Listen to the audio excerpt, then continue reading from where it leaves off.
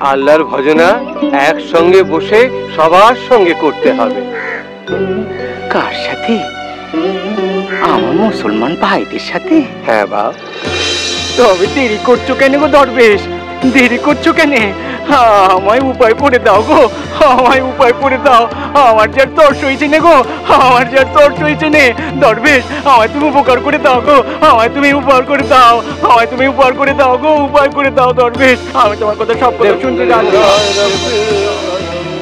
সুফি সাধক গোবিন্দ রায়ের কাছে দীক্ষা গ্রহণ করে ঠাকুর ইসলাম ধর্ম সাধনার পথে এগিয়ে চললেন।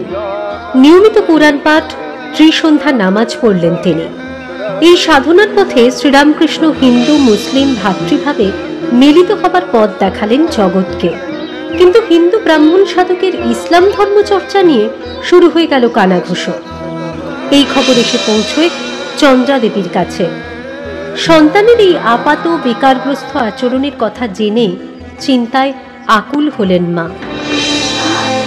কি করছিস রে বাবা? বিশ্বাস যদি না হয় তাহলে মন্দিরে সবাই শুধাও না কেন? আচ্ছা, আমার কি দায় পড়েছে বলতো মামুর নামে মিছে কথা বলা?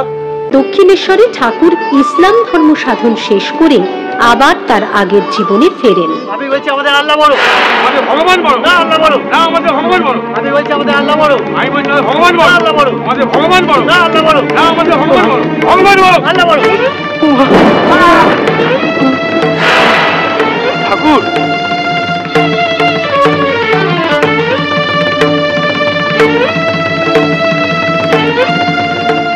ঠাকুর, কি হচ্ছে গো মামু? দেখো তুমি এইভাবে কে মারলে? আপনারা কাউকে দেখেছেন? এটা রক্ত বেরোচ্ছে তো।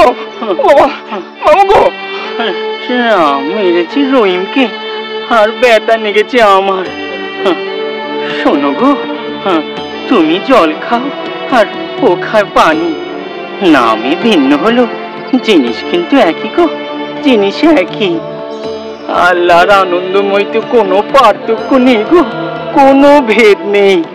তিনি যেমন ওর মধ্যে আছে তেমনি তোমার মধ্যেও আছে, তেমনি আমার মধ্যেও আছে গো, আমার মধ্যেও আছে।